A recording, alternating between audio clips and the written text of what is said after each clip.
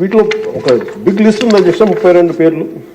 ఉదాహరణకు కొన్ని పేర్లు చూస్తున్నా అధ్యక్ష. టి సన్యాసిరావు, అంజూరి అప్పారావు, తంగిళ్ళ సత్యం, పోలినేని ఏసయ్య, మస్తాన్, హబీబుల్లా రెహమాన్, బాలమురళీకృష్ణ, సాంబశివరావు, పరాంకుశ్ దాస్, తెలంగాణ జగిత్యాల నుంచి సాయిరెడ్డి, కాకినాడ నుంచి బాబురావు గారు కానీ, ఇలా పీలేరు, ఆదిలాబాద్, వరంగల్, పలాస, ఈ ఉమ్మడి రాష్ట్రం నుంచి ఇంతమంది చనిపోయారు అధ్యక్ష. ఇది ఒక ఇంపాసిబుల్ టాస్క్ అధ్యక్ష. దీనిని ప్రైవేటీకరణ జరిగిపోతుంది అని అంటే ఎంత బలమైన ఇబ్బందులు పెట్టారంటే అధ్యక్ష. ఆ రోజున వీళ్ళు ఈ రోజున కూర్చోబెట్టి వీళ్ళు చాలా ఎక్కువ మాట్లాడుతూ ఉన్నారు. వీళ్ళు ఆ రోజున 21 జనవరి 27న విశాఖ ఉక్కు పరిశ్రమలో పెట్టుబడుల ఉపసంహరణ డిజిన్వెస్ట్మెంట్ కేంద్రం ప్రకటన చేశారు అధ్యక్ష. ఆ రోజున వీళ్ళు మద్దతు పలికారు అధ్యక్ష. వైసీపీ నాయకులు మద్దతు పలకటమే కాకుండా వాళ్ళు కూర్చొని మమ్మల్ని అందరినీ ఇరకాటంలో పెట్టాలని, అలాంటి పరిస్థితుల్లో నేను మా నాయకులు మనోహర్ గారు వెళ్ళాం అధ్యక్ష ఢిల్లీకి. వెళ్ళి ఇక్కడ సభ జరిగింది. సభ జరిగితే మేము ఆ రోజున కేంద్ర మంత్రి హోంమంత్రి శ్రీ అమిత్ షా గారిని కలిసాం అధ్యక్ష. ఉక్కు ప్రైవేటీకరణపై నిర్ణయం మీరు పునరాలోచించుకోమని చెప్పాము అధ్యక్ష. ఒకటే చెప్పాము అధ్యక్ష, ఈ రోజున ఇంతమంది చనిపోయారు, దాదాపు 32 మంది. మా ఆంధ్రప్రదేశ్లో తెలంగాణకి తెలంగాణ అన్న భావం ఉంటుంది. మా ఆంధ్రప్రదేశ్కి దురదృష్టం ఏంటో దౌర్భాగ్యం తెలియదు. మాకు ఎప్పుడు కులాల భావం తప్ప మేము ఆంధ్రులు అనే భావన మాకు లేదు. ఒకే ఒక్క చోట ఆంధ్రులు అనే భావం ఎక్కడ వస్తుందంటే విశాఖ స్టీల్ ప్లాంట్ ఒక్క దగ్గరే ఆంధ్రులు అనే భావన వస్తుంది.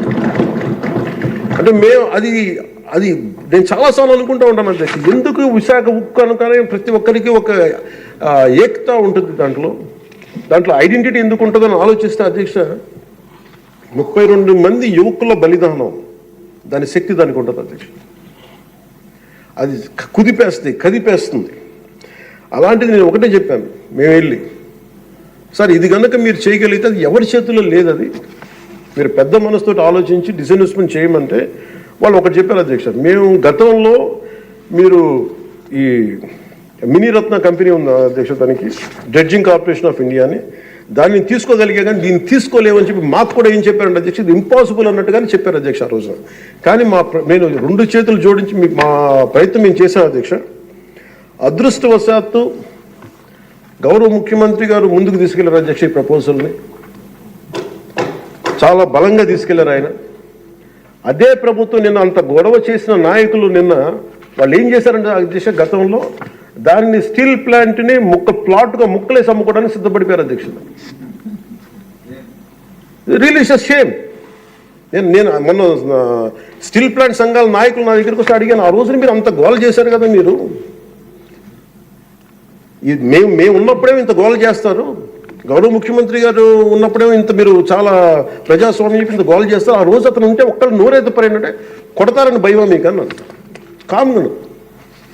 అంటే ఇలాంటి పరిస్థితుల నుంచి ఈ రోజున మన స్టీల్ ప్లాంట్కి డిస్ఇన్వెస్ట్మెంట్ని ఆపి తిరిగి పెట్టుబడులు తీసుకొచ్చినందుకు మనకి భారతదేశపు ప్రధానమంత్రి శ్రీ నరేంద్ర మోదీ గారికి ప్రత్యేక ధన్యవాదాలు తెలుపుతున్నాను.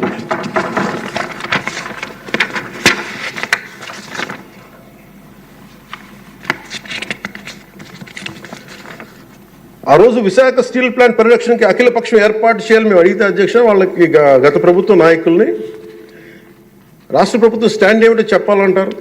విశాఖ స్టీల్ ప్లాంట్ ప్రైవేటీకరణ జరగకుండా ఉంటే ఎలా ఆపుతారు చెప్పాలని, ఇలా కబుర్లు చెప్తే చూస్తూ ఊరుకోమని వాళ్ళు మాట్లాడారు అధ్యక్ష.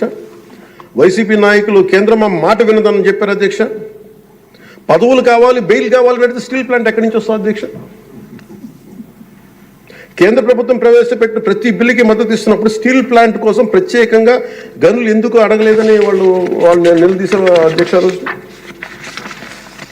నేను చెప్పాను, మీకు ఒక కార్యాచరణ ప్రకటించండి. మాకు ఆ రోజున ఒక ఎమ్మెల్యే ఆ ఎమ్మెల్యే కూడా మీరు తీసేసుకున్నారు, వైసీపీకి ఉన్నారు, మీకు టీడీపీకి ఉన్నారు. ఆ రోజు 175 మంది ఎమ్మెల్యేలు, 25 మంది ఎంపీలు. ఒక ఐక్య కార్యాచరణ ప్రకటించండి అంటే అండగా ఉంటామని చెప్తే కూడా వాళ్ళు కాపాడుకోలేపారు అధ్యక్ష. కానీ నారా